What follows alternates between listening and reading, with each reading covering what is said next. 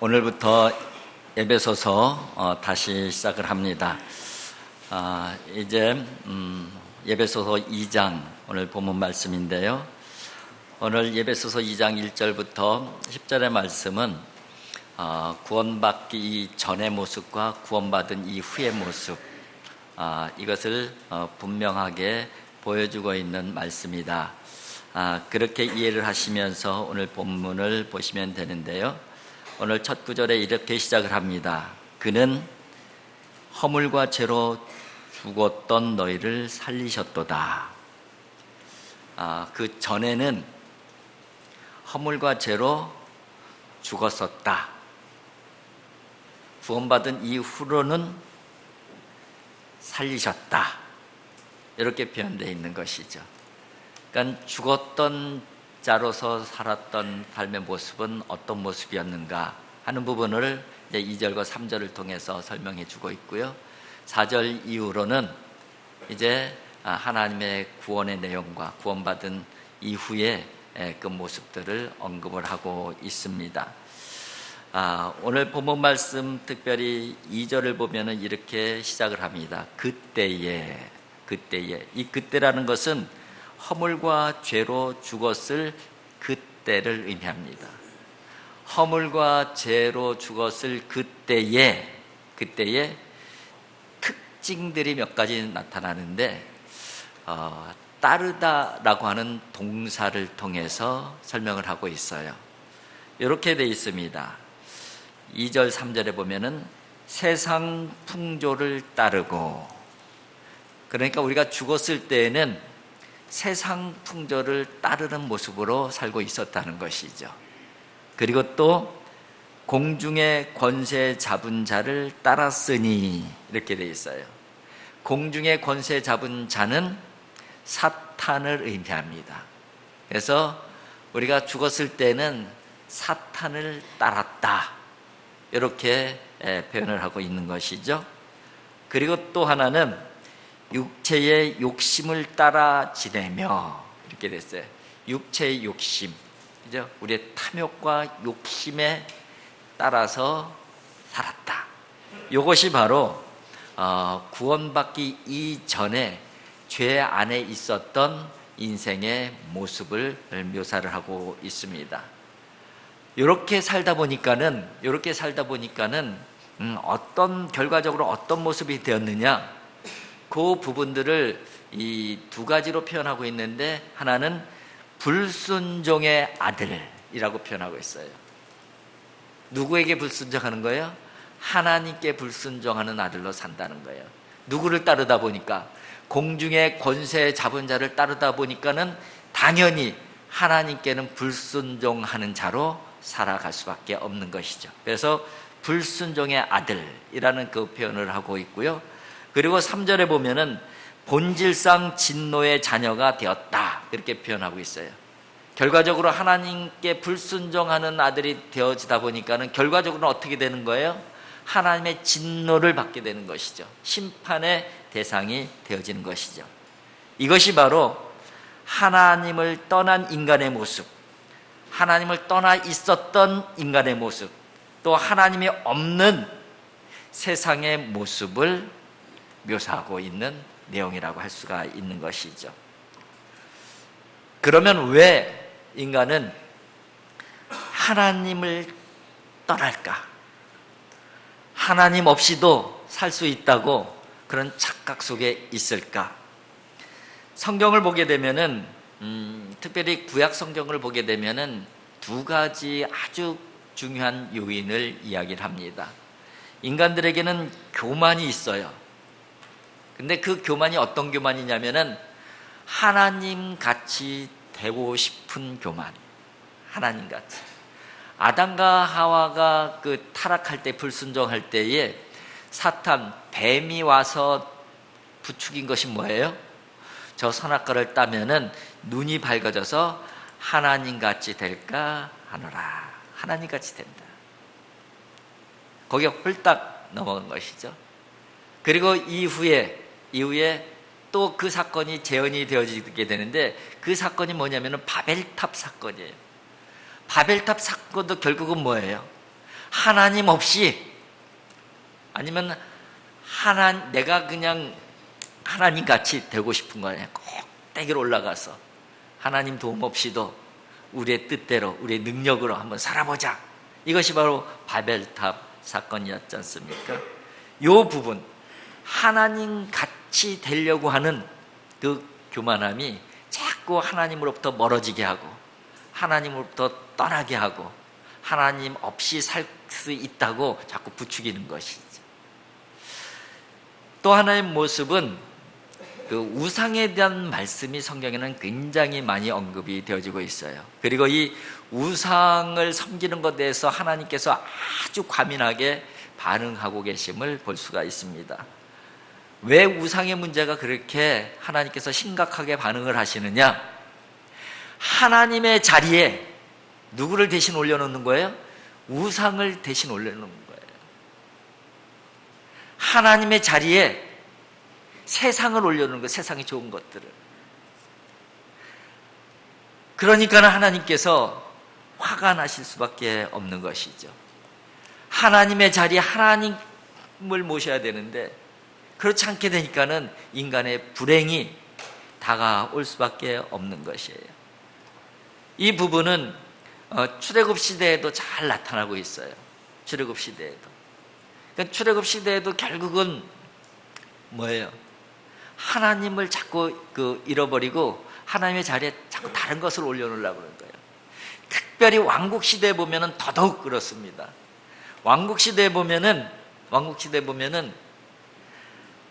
하나님의 자리에 누구를 자꾸 올려놔요? 우상을 자꾸 올려놓잖아요.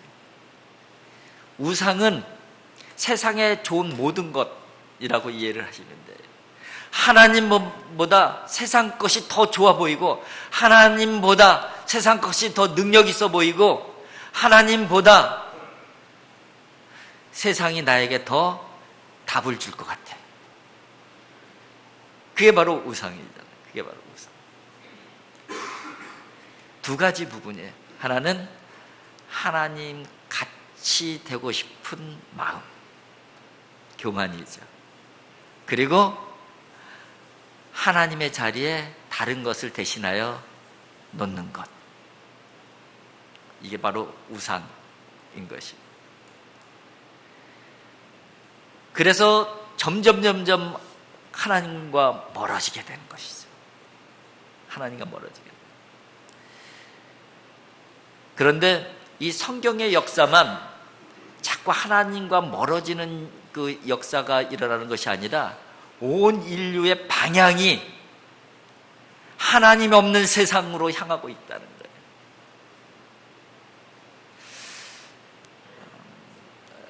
두 주 전에 이 서울로에서 하는 담임 목사 수련회 제가 다녀왔잖아요. 2박 3일 동안에. 근데 노예의 이 기본적인 가장 우선적인 업무가 교회 지도자들, 목사, 장로들을 잘 교육해서 목회를 잘하고 교회를 잘 섬길 수 있도록 하는 것이 노예의 가장 우선적인 사역이고 사명이다. 그래서 이제 교육 이 프로그램을 많이 진행을 해요. 그래서 담임 목사 수련회도 있고 부목사 수련회도 있고, 그리고 전도 목사, 기관 목사 수련회도 있고요. 그리고 또 장로 수련회도 있고요. 그래서 계속 교육을 하는 것이죠. 계속 배우게 하는 것이죠. 근데 이번에는 그 주제가 뭐였었냐면요, AI 시대의 목회. 이제 AI 시대잖아요. 4차 산업혁명, 4차 산업의 시대다, 그런 얘기를 하잖아요. 여기에 아주 중심이 되는 것이 인공지능이에요. 인공지능. 그러니까 모든 것이 인공지능하고 연결이 되어지는 것이죠. 인간이 굉장히 편리해지는 것이죠. 이제 그 편리해짐을 넘어서 인간이 별로 필요 없는 시대가 다가오는 거예요. 인간이 할 일이 없어지는 것이.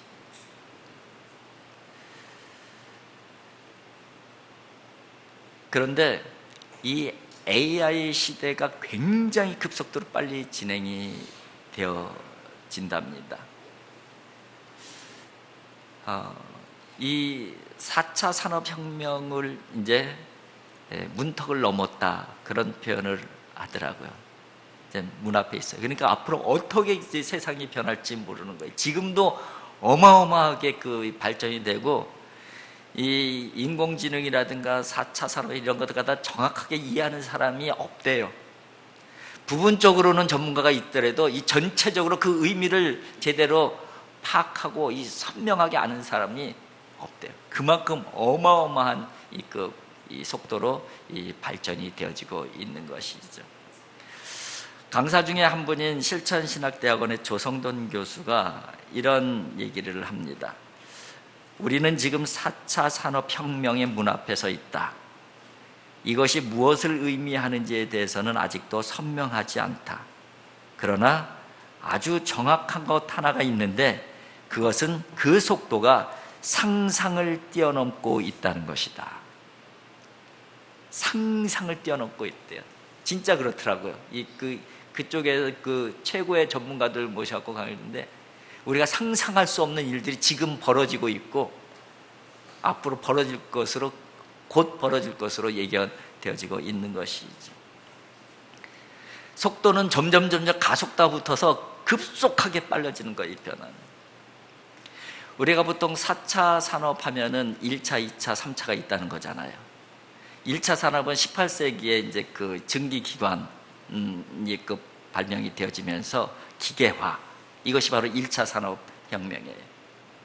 그리고 2차 산업혁명은 19세기와 20세기 초에 이 부분이 이제 그 이 에너지가, 이 전기 에너지, 석유 에너지가 생겨지면서 이 대량 생산이 가능해진 것이죠.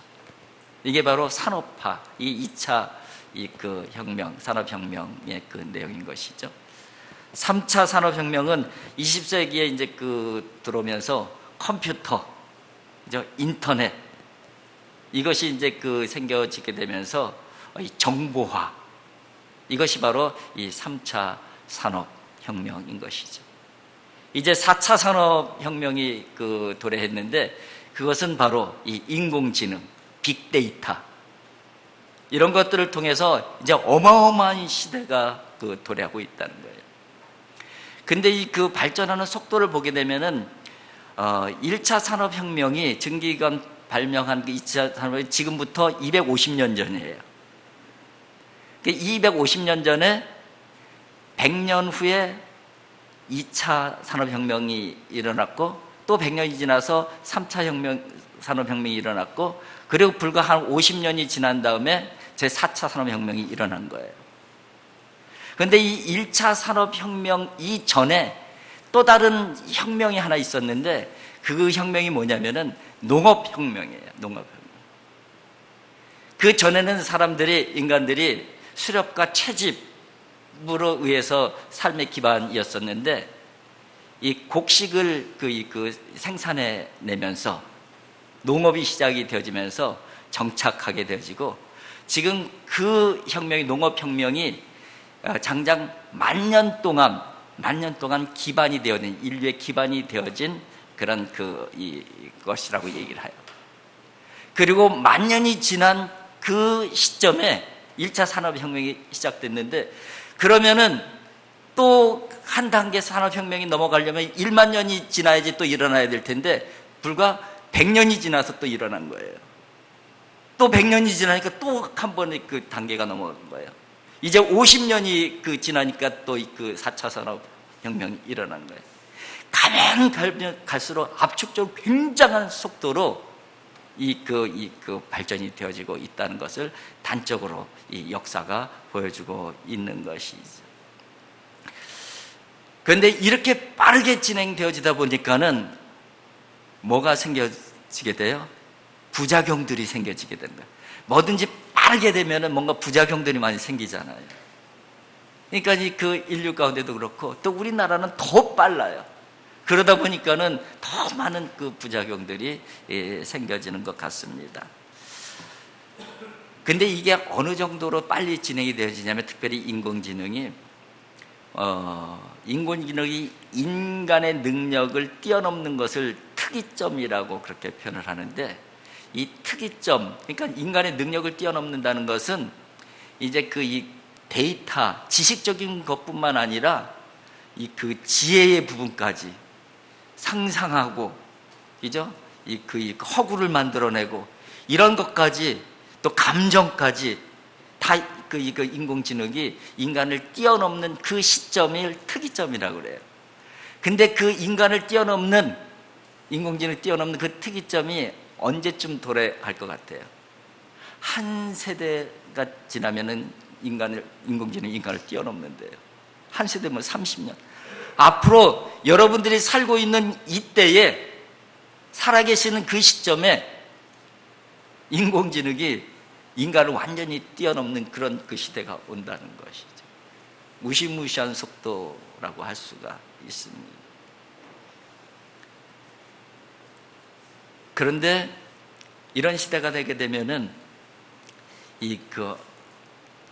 인간이 진짜 쓸모없는 인간이 되어지게 되는 대신에 이 슈퍼파워 인간이 생겨지게 되고, 그리고 인공지능, 엄청난 어마어마한 능력의 인공지능이 바로 누구의 자리를 대신하냐면은 신의 자리를 대신할 것이다, 그렇게 얘기를 하고 있어요.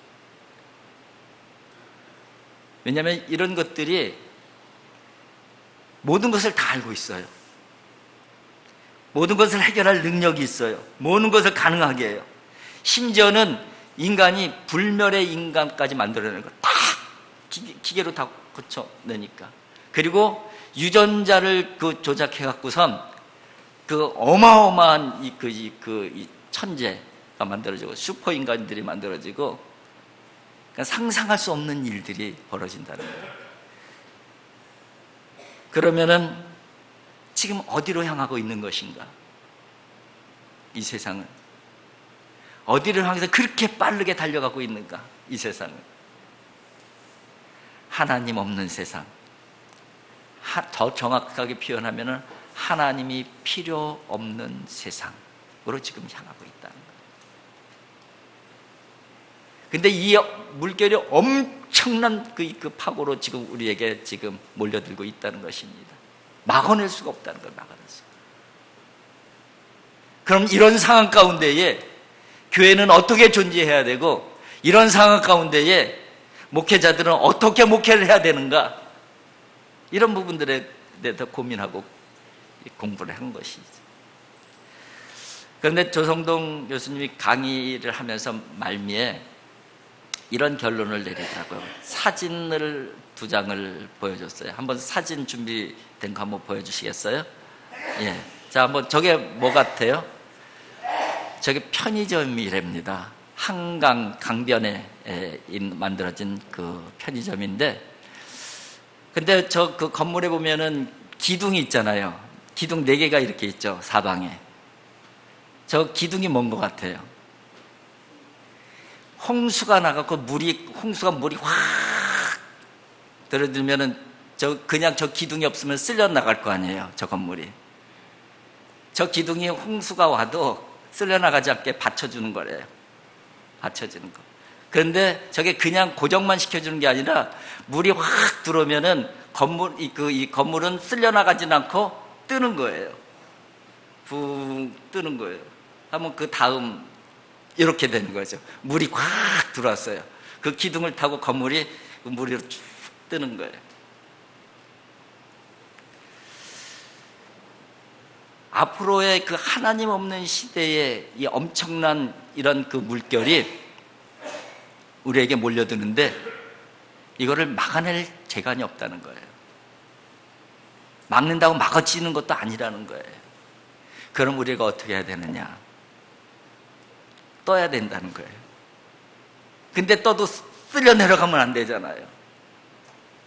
그 모습을 그대로 지키면서 떠야 된다는 거예요. 그러려면은 중요한 게 뭐예요? 기둥이 필요하잖아요. 기둥. 저 네 기둥이 필요하잖아요. 저 네 기둥이 없으면은 물결에 쓸려 나갈 수밖에 없죠. 기둥이 있으니까 쓸려 나가지도 않고 뜰 수 있는 것이죠. 오늘 본문 말씀 4절 이하에 보게 되면은 우리가 이 세상의 물결에 쓸려 내려가지 아니할 견고하게 붙잡아줄 네 기둥이 무엇인가 하는 부분들을 오늘 본문에서 말씀해 주고 있습니다. 그것이 뭔지 한번 같이 찾아보도록 하겠습니다. 4절에 보게 되면은 그러나라고 하는 이 단어가 없어요. 근데 원어에 보게 되면은 그러나라는 뜻이거든요. 엘라어로 그게 이제 앞에 붙잡혀 있어요. 그러니까는 이 죽었던 너희들에 대한 그 내용들이 나오잖아요. 그러나 어떻게 됐다는 거예요? 반전이 되었다는 거예요. 근데 어떻게 반전이 되어지는가 하는 부분들을 보여주는 것이죠. 아주 중요한 신앙의 4가지 기둥 한번 같이 살펴보도록 하겠습니다. 4절 한번 같이 읽겠습니다. 긍휼이 풍성하신 하나님이 우리를 사랑하신 그 큰 사랑을 인하여, 뭘 인하여? 그 큰 하나님의 사랑을 인하여. 긍휼이 풍성하신 하나님, 우리를 사랑하신 그 큰 사랑, 하나님의 사랑, 이것이 첫 번째 기둥이에요. 하나님의 사랑이 우리를 바치고 있는 거예요. 근데 그 하나님의 사랑은 얼마나 크고 얼마나 풍부한지, 내가 아무리 큰 범죄를 저지르고 잘못을 저질러도 그것 때문에 영향을 받으시는 하나님의 사랑이 아닌 것이죠. 그런 하나님의 사랑에 대한 믿음, 이것이 바로 우리의 믿음을 지켜내는 아주 중요한 첫 번째 기준입니다.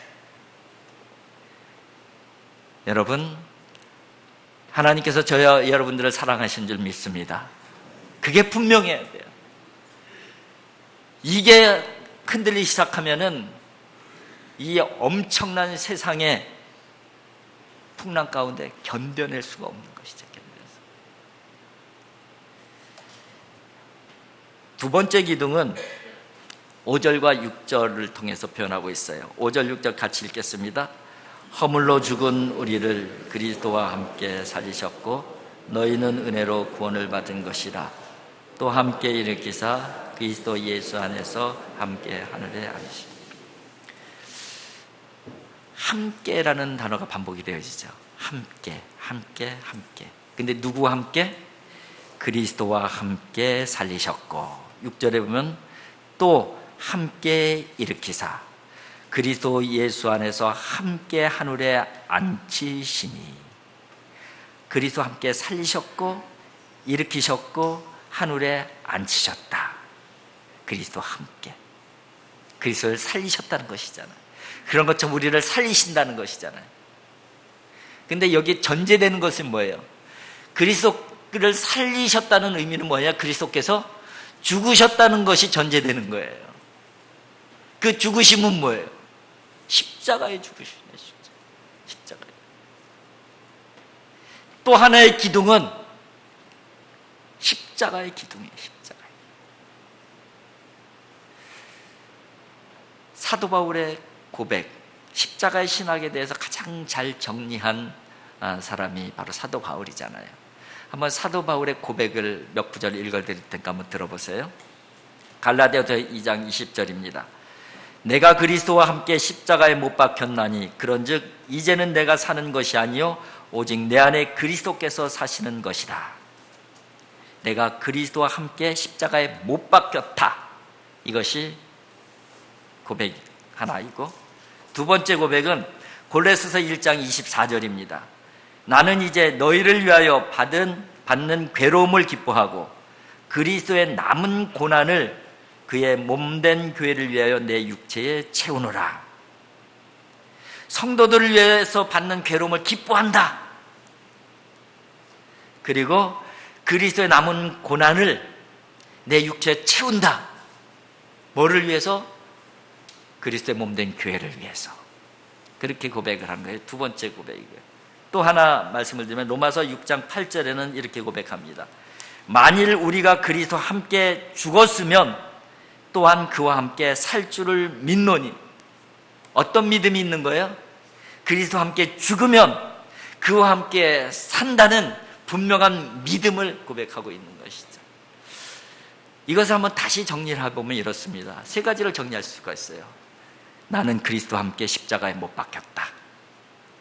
그것이 첫 번째고요. 두 번째는 그래서 성도들을 위해서 괴로움을 기뻐하고 교회를 위해서 그래서 남은 고난을 내 육체에 채우고 있다. 그렇게 고백하는 거예요. 그리고 세 번째는 나는 그리스도와 함께 죽고 그리스도와 함께 산다는 것을 믿는다. 그래서 괴로움을 기뻐하는 것이고 그래서 남은 고난을 기꺼이 내 육체에 채우는 것이고 그 고난의 길을 묵묵히 걸어갈 수가 있었던 것이죠. 세상 사람들은 십자가의 기둥은 죽이는 기둥이에요. 구원받은 우리들에게는 이 십자가의 기둥은 살리시는 기둥이에요. 살리시는. 십자가를 잃어버리면 교회는 떠내려가게 돼 있어요. 세상 물결에. 십자가의 기둥이 깊이 세워져 있어요. 십자가 기둥이 세워져 있으면 아무리 큰 물결이 쏟아져 놓을지도 다 견디는 것이죠. 뜨는 것이죠. 세 번째 기둥입니다. 세 번째 기둥은 8절과 9절입니다. 같이 한번 읽겠습니다. 너희는 그 은혜에 의하여 믿음으로 말미암아 구원을 받았으니 이것은 너희에게서 난 것이 아니요 하나님의 선물이라. 행위에서 난 것이 아니니 이는 누구든지 자랑하지 못하게 함이라. 이번에는 구원의 기둥이에요. 그런데 이 구원은 어떤 구원이냐면은 행위로 내가 만들어낸 구원이 아니라 하나님께서 거저 주신 은혜의 선물이다. 그래서 내가 구원받았다는 이것 때문에 내가 자랑할 일이 아무것도 없다.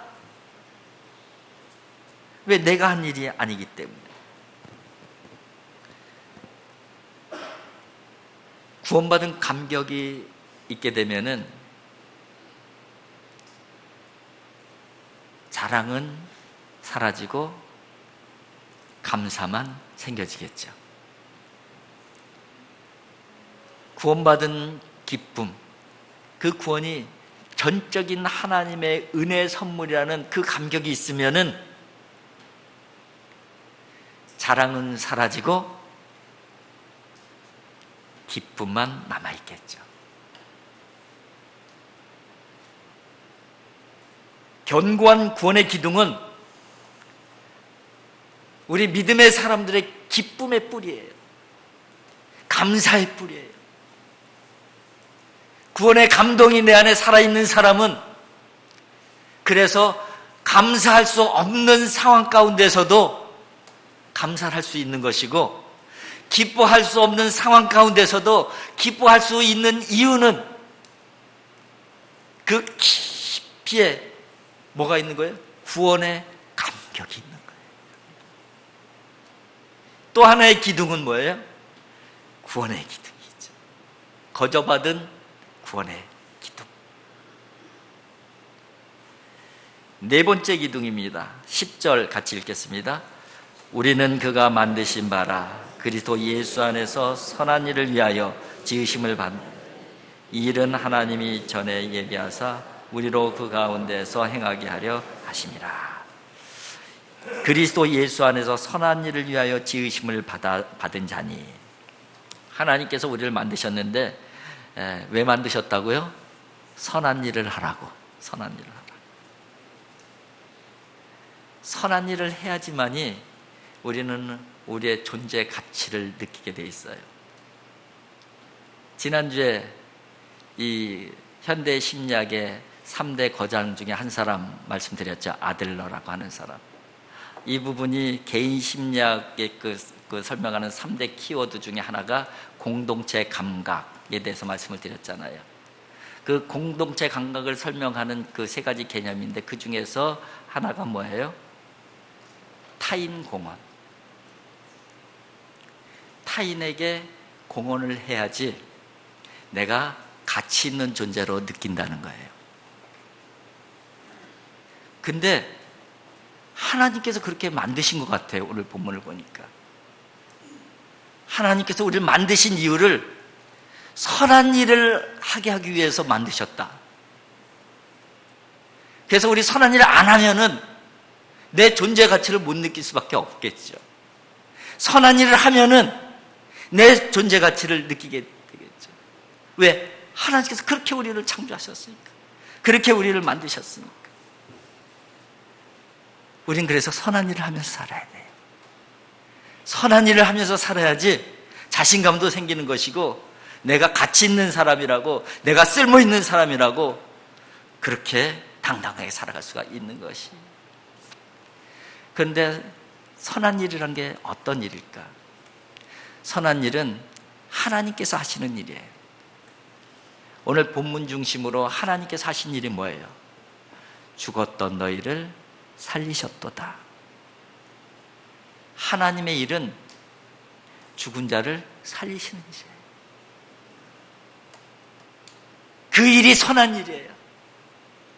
믿음의 사람들은 살리는 일들을 해야 되는 거예요. 죽이는 일들은 사탄이 하는 일이에요. 어떤 선한 일을 할까요? 살리는 일 하면 돼요.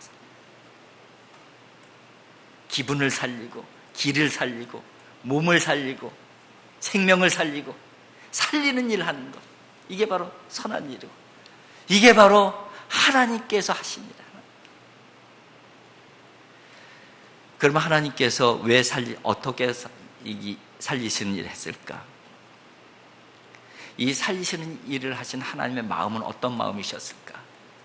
그것을 오늘 본문에서는 3단어 정도로 찾아볼 수가 있는데, 그 3단어가 긍휼이라는 단어이고 사랑이라는 그 단어예요. 그리고 또 하나를 찾는다면 은혜라고 하는 단어예요. 하나님은 죄인된 우리들을, 가능성 없는 우리들을 어떤 마음으로 보신 거예요? 긍휼의 마음으로 보신 거예요. 사랑의 마음으로 보신 거예요. 은혜로 우리들을 대해 주신 거예요. 그래서 죽었던 우리가 살아날 수 있었던 것이죠. 우리가 그 하나님의 선하신 일을 하려면은 하나님의 마음을 가져야 되잖아요. 우리도 부족하지만은 긍휼의 마음을 가져야 돼요. 어쨌든 사랑하려고 하는 마음을 가져야 되는 것이죠. 어쨌든 은혜의 눈으로 보고 은혜의 관점으로 바라봐야 돼요.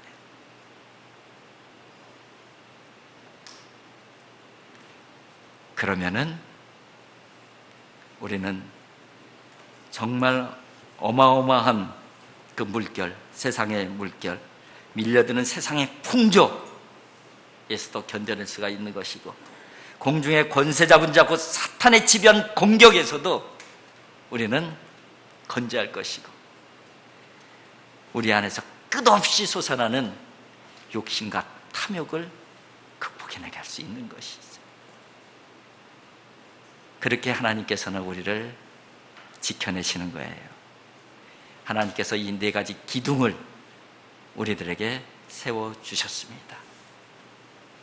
이 기둥 붙잡고 하나님의 마음을 가지고 살아가는 사람들만이 세상에서 몰려드는 엄청난 파고 가운데서 쓸려나가지 아니하고 그리스도인으로서 내 모습을 그대로 간직할 수가 있는 것이고, 이런 어려운 세상 가운데서도 사명을 감당할 수가 있는 것이죠. 이 은혜와 이 믿음이 우리 모두의 은혜, 우리 모두의 믿음이 되어질 수 있기를 주님의 이름으로 축복을 드립니다. 기도하겠습니다. 사랑의 아버지 하나님, 감사합니다. 아버지 하나님, 참으로 세상은 무섭게 변화가고 있습니다. 아버지 하나님, 인간성이 점점 더 이뤄져 가고 하나님이 없는 세상, 하나님이 필요 없는 세상으로 줄다름치고 있습니다. 아버지 하나님, 이 세대 가운데에 우리가 어떻게 살아야 될지 참 두렵고 고민스러운 부분들이 많이 있습니다. 하나님, 하나님께서 저희들 가운데 세워주신 이 네 가지 믿음의 기둥을 붙잡게 하여 주시옵소서. 그래서 세상과 혼합되지 않게 하여 주시옵시고 세상에 휩쓸려 가지도 않게 하여 주시옵소서. 무엇보다도 하나님의 마음을 품고 살아갈 수 있도록 인도하여 주시옵소서. 예수님의 거룩하신 이름으로 기도하옵나이다. 아멘.